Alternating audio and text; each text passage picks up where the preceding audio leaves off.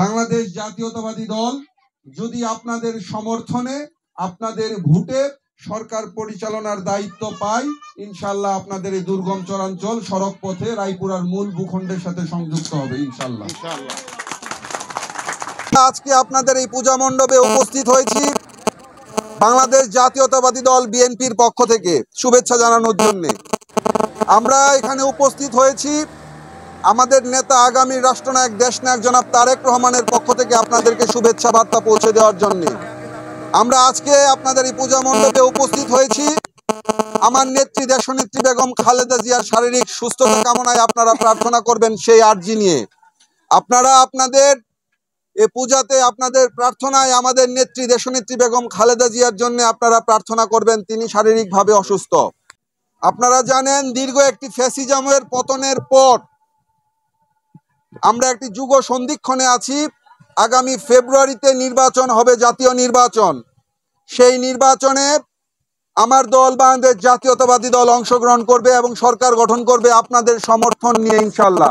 বক্তব্য রাখার পূর্বে এই পূজা মণ্ডপের সাধারণ সম্পাদক কতগুলো কথা বলেছেন, আসলে কথাগুলো সত্য।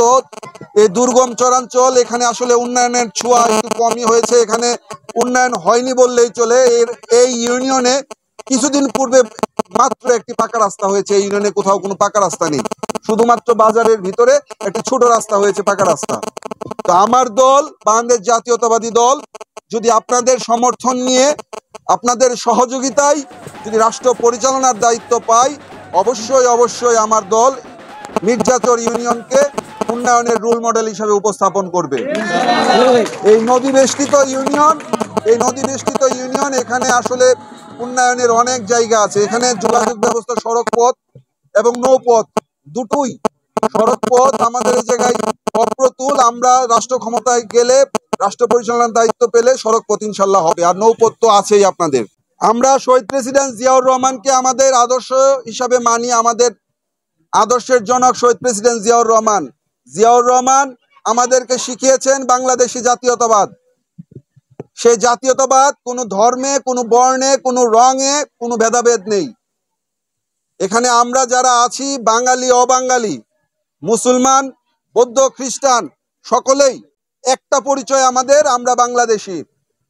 আপনারা জানেন আমার দল বাংলাদেশ জাতীয়তাবাদী দল 31 দফার দ্বিতীয় দফায় একটি শব্দ উচ্চারণ করেছে, রেইনবো নেশন। একটি রাষ্ট্রে ভিন্ন মতাদর্শের, ভিন্ন ফিলোসফির, আইডিওলজির ভিন্ন ভিন্ন গ্রুপ থাকবে, অবশ্যই শান্তিপূর্ণভাবে সহাবস্থান থাকবে। সমাজে হিন্দু, বৌদ্ধ, খ্রিস্টান, বাঙালি অবাঙালি সবার ভিতর একটা সামাজিক চুক্তির মাধ্যমে, সামাজিক দায়বদ্ধতার মাধ্যমে আমরা একটি শান্তিপূর্ণ সমাজ ব্যবস্থা কায়েম করব ইনশাআল্লাহ।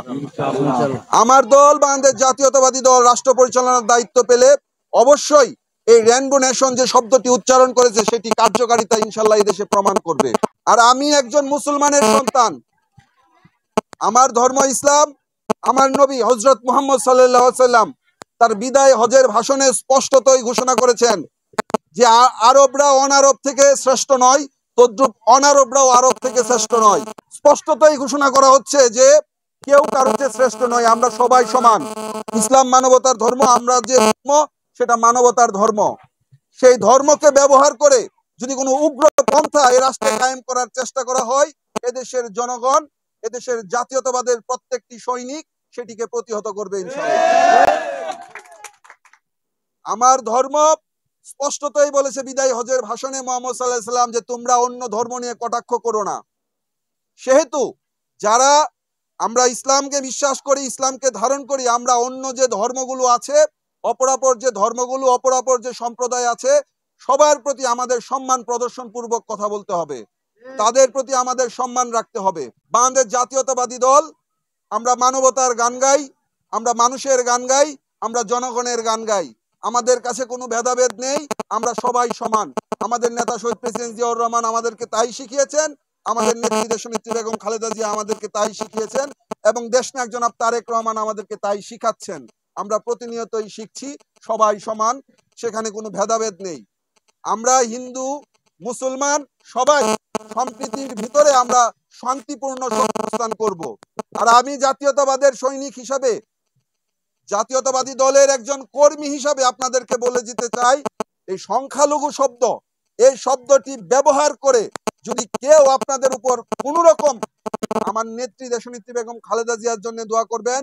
শহীদ প্রেসিডেন্ট জিয়াউর রহমান অমর হোক, দেশনেত্রী বেগম খালেদা জিয়া জিন্দাবাদ, আগামী রাষ্ট্রনায়ক দেশনায়ক জনাব তারেক রহমান জিন্দাবাদ, বাংলাদেশ জাতীয়তাবাদী দল বিএনপি জিন্দাবাদ।